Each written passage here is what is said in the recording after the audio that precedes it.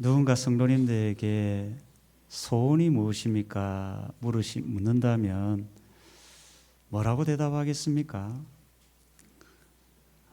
저에게 물으면 끝까지 아름다운 신앙인으로 살고 싶습니다. 이런 고백을 좀 하고 싶습니다. 우리가 처음 예수님 믿고 신앙생활하는 거 참 중요합니다. 그런데 그 신앙 변치 않고 끝까지 살아가는 것, 그것은 너무나 중요하다는 생각이 듭니다. 우리 오늘 예배드리는 성도님들이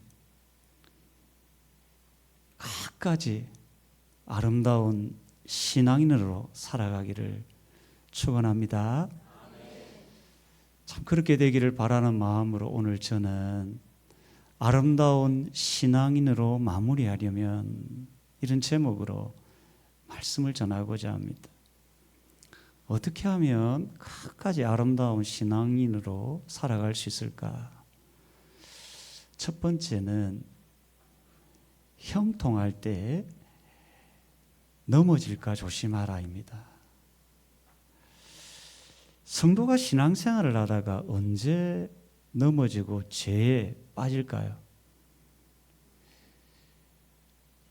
고난을 당할 때, 일이 잘 되고 형통할 때 언제일까요? 잘 아시네요. 참 사람은 고난 당할 때보다는 뭔가 일이 잘 되고 형통할 때 시험에 들고 죄에 빠지는 경우가 많습니다. 오늘 다윗이 그러했다는 겁니다. 다윗을 보면 다윗이 사울 왕에게 쫓겨다닐 때 그는 새벽마다 깨워 기도했던 사람입니다. 주여 나의 소망은 주께 있나이다 외치며 하나님을 의지했던 사람이 다윗입니다. 그랬던 사람이 언제 우리아의 아내 밧세바를 범합니까? 나라가 평안할 때,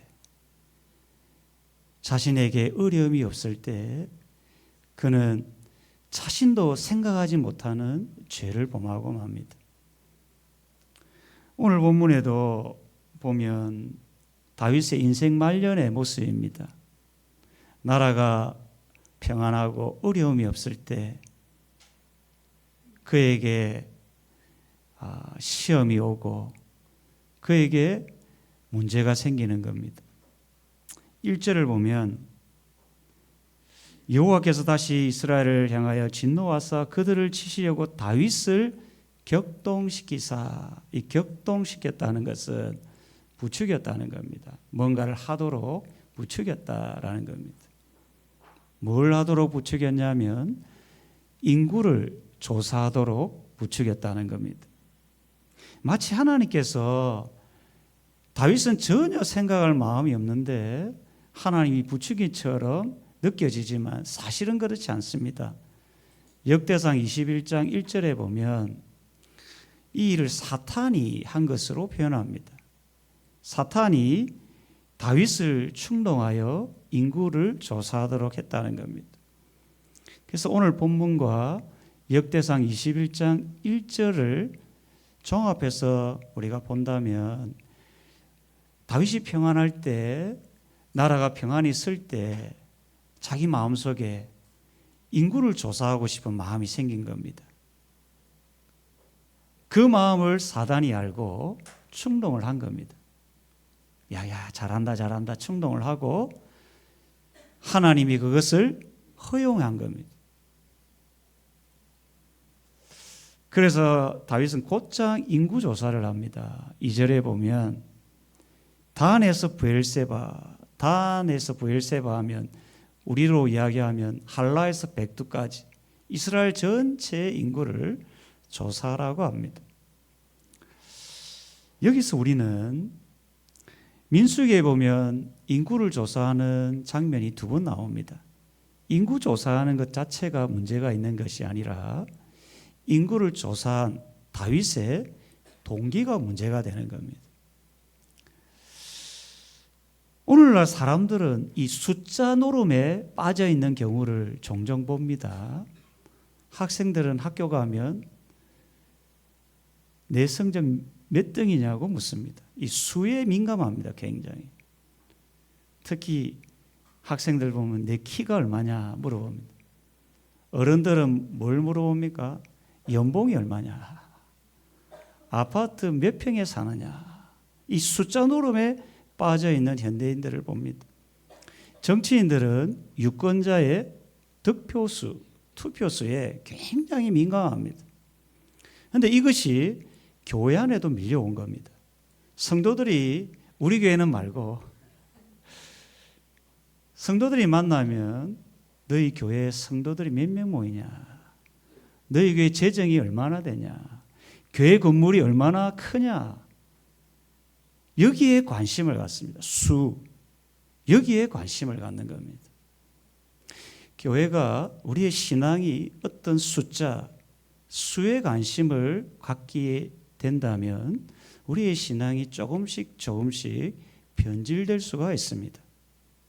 지금 다윗이 지금 그런 노름에 빠져 있는 겁니다.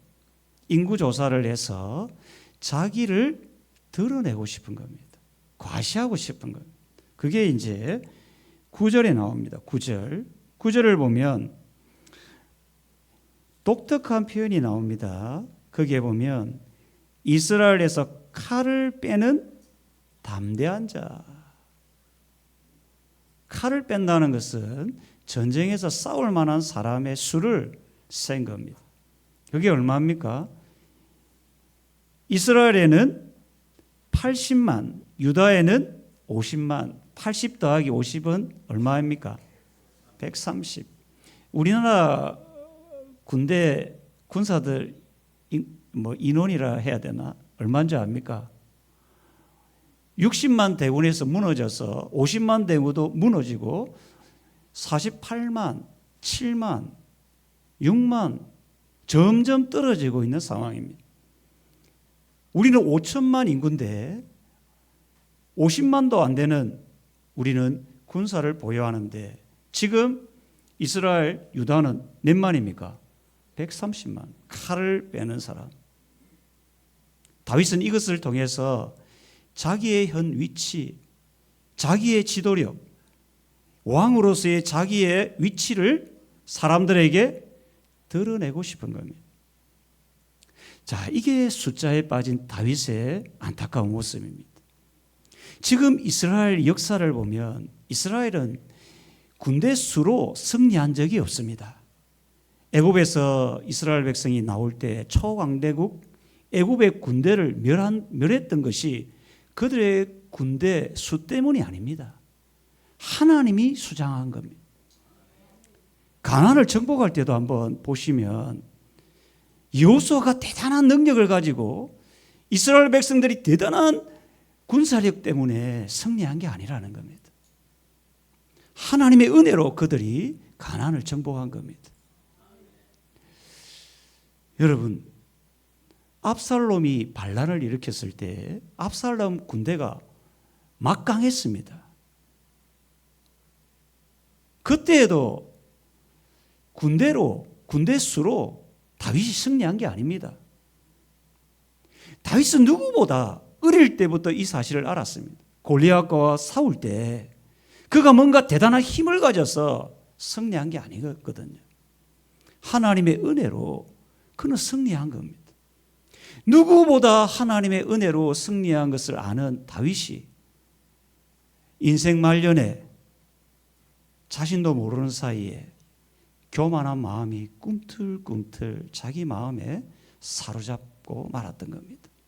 교만이 무엇인가 가만히 생각해 보니까 이런 생각이 문득 듭니다.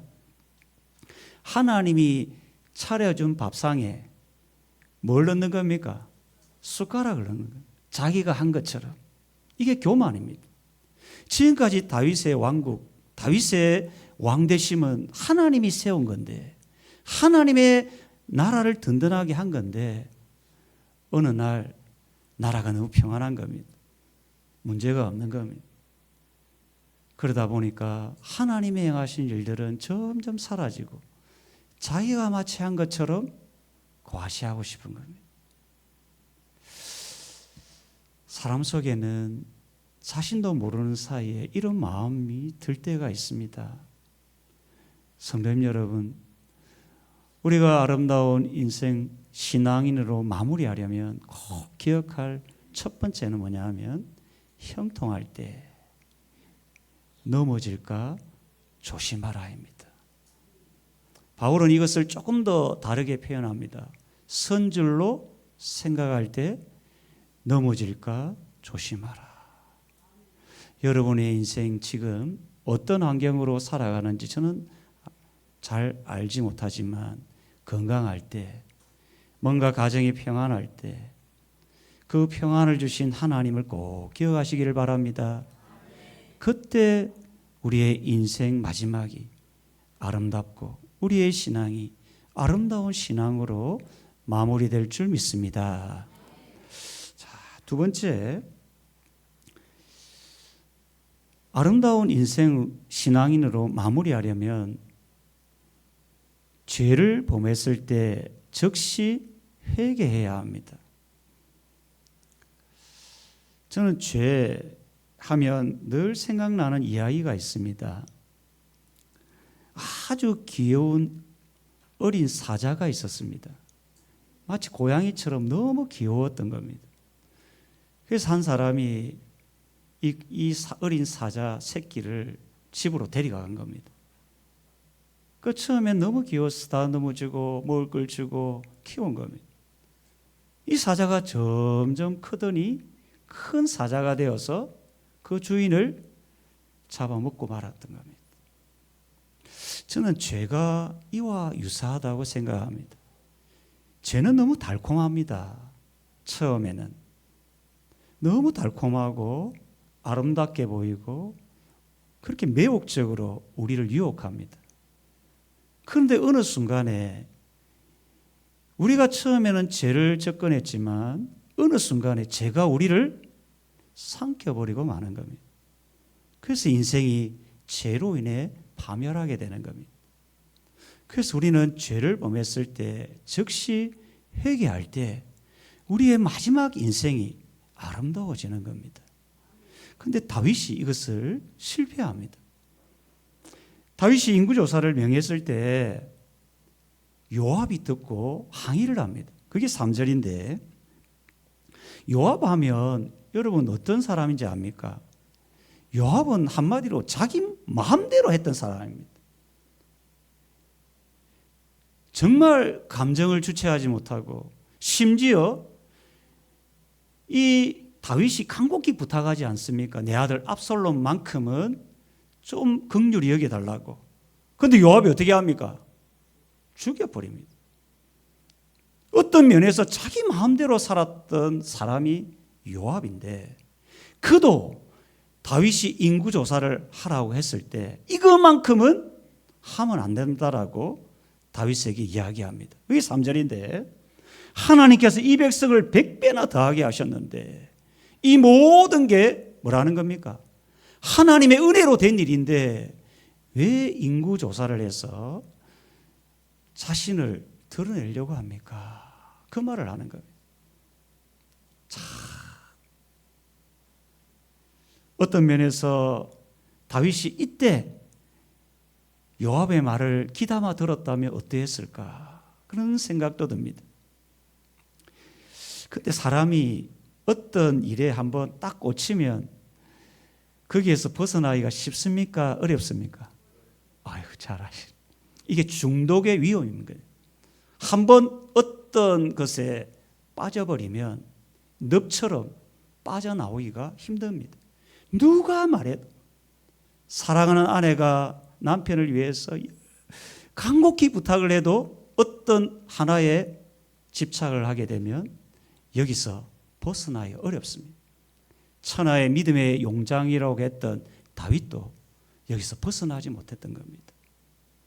그래서 요압의 말에 어떻게 합니까? 4절에 보면 재촉을 합니다. 요즘으로 말하면 강하게 밀어붙였다는 겁니다. 자기의 뜻을. 그래서 이 단에서 브엘세바까지 인구를 조사하는데 몇 개월이 걸리냐면 그게 8절입니다.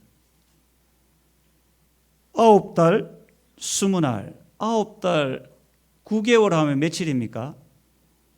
39, 오늘 숫자 노름을 합니다. 270일이고 거기에 20일을 더하면 290일. 290일 동안 다윗은 회개하지 않습니다. 이것이 인간의 실상임을 보여줍니다. 뭔가에 자기 나름대로 이게 옳다라고 생각하면 그것을 그냥 하는 겁니다. 며칠 동안요? 다윗은 290일 동안. 그런데 여러분, 하나님이 기뻐하지 않는 일을 하면 여러분 마음이 어때요? 평안합니까? 기쁩니까? 아니면 괴롭습니까? 그런데 괴로운데도 사람들은 그 일을 하는 겁니다. 이게 인간의 실상입니다. 안타까운 거죠. 너무 괴로운데 그 괴로움은 하나님이 주시는 부담이거든요. 우리가 어떤 일을 할 때, 하나님이 기뻐하지 않는 일을 할 때, 계획할 때, 결정을 할 때 하나님은 계속 부담을 주세요. 야, 너 그거 하면 안 돼. 그런데 우리 안에는 뭐가 있습니까? 고집이 있습니다. 하나님은 우리 안에 자꾸 부담을 주는데 다윗은 이게 얼마나 걸렸다고요? 290일, 9개월 20일이 걸린 겁니다. 여러분은 얼마나 걸립니까? 여러분의 고집, 여러분의 생각, 여러분의 결정, 여러분의 삶을 바꾸는데 여러분은 얼마나 걸립니까? 하나님이 기뻐하지 않는 일을 지금 하고 있어요. 여러분이 하고 있다는 게 아니고 그것을 스탑하고 멈추는데 여러분은 얼마나 걸립니까? 어떤 사람은 하루 만에 바로 회개하는 사람이 있습니다. 진짜 큰 은혜입니다. 어떤 사람은 1년, 어떤 사람은 10년, 어떤 사람은 제가 볼 때 죽음 직전에 자기의 인생을 돌아보고 회개하는 사람이 있습니다. 여러분, 이 시간 여러분이 하나님이 기뻐하지 않는 일을 여러분 마음에 성령께서 부담을 주실 때 즉시 회개하는 은혜가 있기를 축원합니다. 다윗이 290일 만에 10절에 보면 우리가 읽지 않았지만 10절에 다윗이 백성을 조사한 후에 그의 마음에 자책을 하는 거예요. 내가 이걸 부담을 계속 주는데 하나님이 290일 동안 계속 가는 겁니다. 멈출 수가 없는 겁니다. 이게 인간의 실상입니다. 그때서야 다윗이 여호와께 아뢰되 내가 이 일을 행함으로 큰 죄를 범하였나이다. 지금까지 하나님의 은혜로 살아왔는데 하나님의 은혜로 나라가 평안하고 우리 가정이 평안한데 그 은혜를 잊어버리고 마치 자기가 잘난 것처럼 자기의 어떤 군사력을, 자기의 왕권을 드러내려고 했던 다윗의 교만이지. 종회제를 사하여 주옵소서. 마지막에 뭐를 이야기합니까? 내가 심히 미련하게 행하였나이다. 저는 9개월 20일 이것에 여러분이 좀 깊이 묵상해 보는 시간을 가지면 좋겠습니다. 요즘 중고등부 아이들 말 잘 듣습니까? 흔히 이런 말을 하죠. 북한 김정은이 왜 못 내려옵니까? 중일이 무서워서 그렇답니다. 여러분, 우리 사람은 다 자기 나름대로의 고집이 있습니다. 고집. 이게 잘 내려놓기가 어려운 겁니다. 바라옵기는 말씀을 듣다가 성령 하나님께서 여러분 중에 마음에 부담을 주는 부분들이 있다면 즉시 회개하고 믿음의 자리로 나아가기를 바랍니다. 그것이 아름다운 신앙인으로 마무리하는 두 번째 비결입니다. 마지막으로 아름다운 신앙인으로 마무리하려면 하나님의 긍휼을 구하는 예배자로 살아야 합니다. 하나님의 긍휼을 구하며 구하는 예배자로 살아야 합니다. 다윗은 큰 죄를 범했다고 회개는 했는데 남은 게 있습니다. 하나님은 죄에 대한 대가를 반드시 치르게 한다는 겁니다. 이게 성경의 원리입니다. 하나님은 죄인은 용서하지만 그 죄에 대한 대가를 하나님이 어떻게 치루었습니까? 아들 예수님을 이 땅에 보내어서 십자가에 죽게 하심으로 우리에 대한 대가를 하나님 자신이 치른 겁니다. 지금 다윗의 죄에 대한 대가를 치러야 되는 겁니다. 죄에 대한 용서를 하되 그 죄에 대한 대가를 하나님이 치르는 작업을 하는 겁니다. 여러분도 꼭 기억을 해야 합니다. 우리가 죄를 범할 수가 있습니다. 회개를 하더라도 그 죄에 대한 대가를 하나님 반드시 찾으시는데 오늘 다윗을 보면 선지자 갓을 다윗에게 보내어서 다윗이 범한 죄에 대한 대가 중에 세 가지 중에 하나를 선택하라고 합니다. 그게 13절입니다. 13절 보면 이제 세 가지 중에 하나를 선택하라고 하는데 첫 번째가 뭐냐면 왕의 땅에 7년 기근을 임하게 하실지, 두 번째는 뭡니까? 왕의 원수에게 3개월 동안 도망 다니게 할 건지, 세 번째는 뭡니까? 왕의 땅에 3일 동안 전염병이 있을 것인지, 이 세 개 중에 하나를 선택하라는 거예요. 이거는 어떤 것 하나도 쉬운 일이 아닙니다. 그래서 14절에 보면 다윗이 이렇게 고백합니다. 내가 고통 중에 있다. 이 세 가지 중에 하나라도 쉽게 선택할 수가 없는 겁니다. 그때 다윗은 아마 기도하는 중에 하나를 선택합니다. 그게 뭐냐면 14절 뒷부분에 보면 여호와께서는 긍휼이 크시니, 이 다윗의 마음속에 하나님의 긍휼을 구하는 겁니다. 여호와의 손에 빠지고 싶은 겁니다. 자기 인생을 하나님께 맡기고 싶은 겁니다. 여러분, 우리 자녀들을 양육할 때 참 자녀들이 때로는 참 부모의 마음을 잘 안 들을 때 있죠. 그때 때로는 부모님이 매를 들지 않습니까? 부모가 때리는 매하고 다른 사람이 때리는 매하고 같아요, 달라요? 그걸 알아야 합니다. 하나님이 드는 매는 긍휼이 있는 매라는 것을 기억하시기 바랍니다. 하나님은 긍휼이 많은 분이라고요. 하나님이 드는 매는 때리더라도 우리 부모가 자녀를 때릴 때 죽으라고 때립니까? 그런 부모 없죠, 여기에. 하나님은 여러분 죽으라고 여러분 때리지 않습니다. 살리려고 때리는 겁니다. 제발 한 대 맞고 살도록 때리는 겁니다. 이게 하나님의 긍휼이라고요, 긍휼. 그걸 누가 알았냐면 다윗이 알았어요. 다윗이 알아가지고 자기 죄가 있는데 하나님의 긍휼을 구하는 겁니다. 자기는 죄인인데 죽어야 되는 자신인데 하나님 긍휼히 여겨달라고 그렇게 구하는 거예요. 다윗의 예상대로 긍휼을 구했던 다윗에게 하나님이 긍휼히 여깁니다. 15절을 보면 여호와께서 아침부터 정하신 때까지 전염병을 내립니다. 이 죄에 대한, 다윗의 죄에 대한 대가로 전염병을 내려서 단에서 베엘세바까지 몇 명이 죽습니까? 7만 명이 죽습니다. 죄의 삭은 사망이다. 그 죄의 대가로 7만 명의 생명을 하나님이 데려가십니다. 우리의 죄의 대가로 누가 죽었습니까? 예수님이 죽으신 거예요. 엄청난 은혜를 받은 겁니다. 7만 명이 죽고 나서 16절에 보면 이제 이 심판의 칼을 든 천사가 어디를 향합니까? 예루살렘을 향합니다. 우리도 알다시피 우리나라에 가장 사람이 많이 사는 곳이 어디입니까? 서울이죠. 예루살렘도 그런 지역입니다. 예루살렘에 칼을 드는 순간 이스라엘은 사라질 위기입니다. 이때 하나님이 말씀합니다. 여호와께서 이 재앙 내리심을 뉘우치사.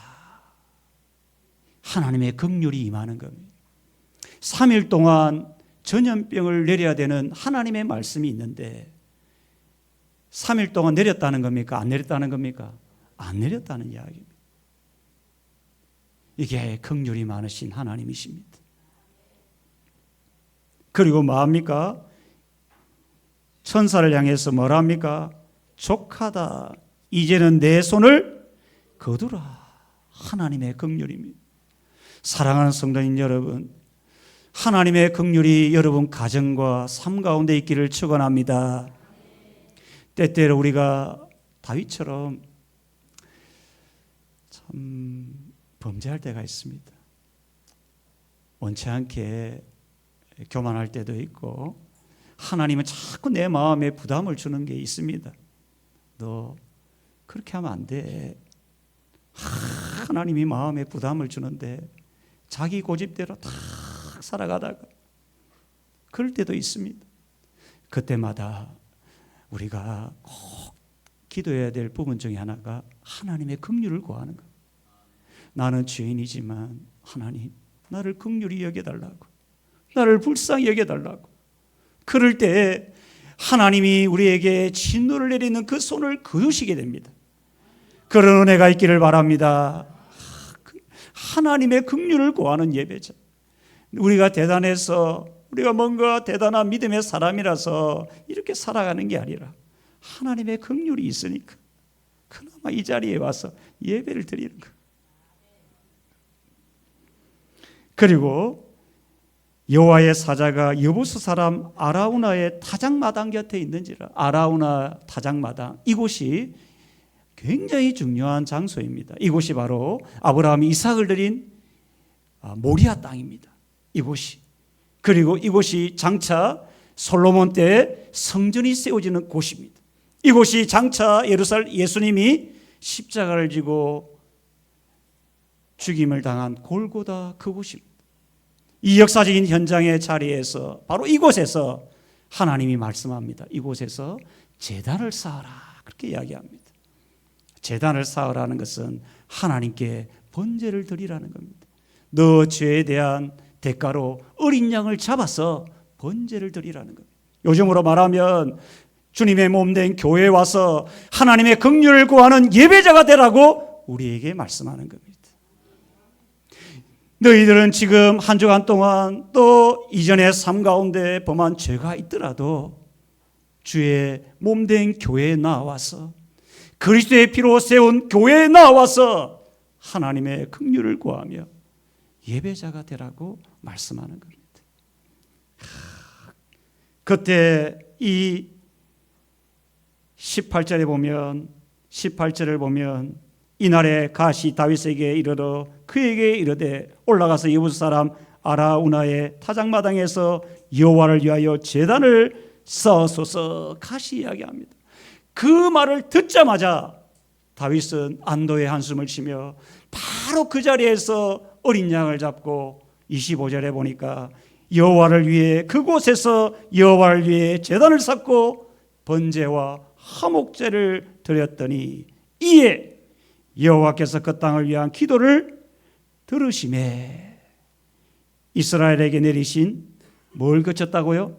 재앙이 그쳤더라. 자, 성도님 여러분, 여러분이 일주일 동안 어떻게 살아오셨습니까? 또 지난 삶 동안 여러분 어떻게 살아오셨습니까? 우리가 다윗처럼 어떤 분은 290일 동안 하나님이 끝없이 내 마음에 부담을 주는 일도 서슴없이 해온 사람 혹 우리 중에 있습니까? 아니면 1년 동안 계속 반복적으로 여러분 삶 가운데 범하고 있는 죄들이 있습니까? 그때 혹여나 그런 죄들이 있다면 이 시간 하나님의 긍휼을 구하는 예배자가 되어야 합니다. 여러분 마음속에 떠오르는 끝없이 내 마음속에 하나님이 부담을 주는 그 무엇이 있다면 이 시간 하나님이여 나를 긍휼히 여겨달라고 주님의 피로 세운 교회, 다윗이 아라우나 타작마당 그곳에서 번제를 드려 재앙을 거치고 하나님의 축복을 받은 것처럼 이곳 교회는 그리스도의 피로 세운 교회인데 이곳에서 하나님의 긍휼을 구하며 예배할 때 하나님께서 여러분 인생의 모든 어려움을 해결하시고 참된 평안과 복을 주시리라 믿으시기를 바랍니다. 오늘 저는 아름다운 신앙인으로 마무리하려면 여러분의 인생이 정말 끝까지 아름다운 신앙인으로 살아가기를 바라는 마음으로 오늘 말씀을 준비하였습니다. 우리가 처음 신앙생활하는 것도 중요하지만 끝까지 하나님 앞에 설 때까지 아름다운 신앙인으로 살아가려면 어떻게 해야 합니까? 첫 번째, 형통할 때 넘어질까 조심하며 살아가기를 바랍니다. 두 번째는 뭡니까? 죄를 범했을 때 즉시 회개하시기를 바랍니다. 여러분의 인생 가운데 회개의 은혜가 있기를 바랍니다. 그리고 마지막 하나는 하나님의 긍휼을 구하며 참된 예배자로 살아가기를 주의 이름으로 축원합니다.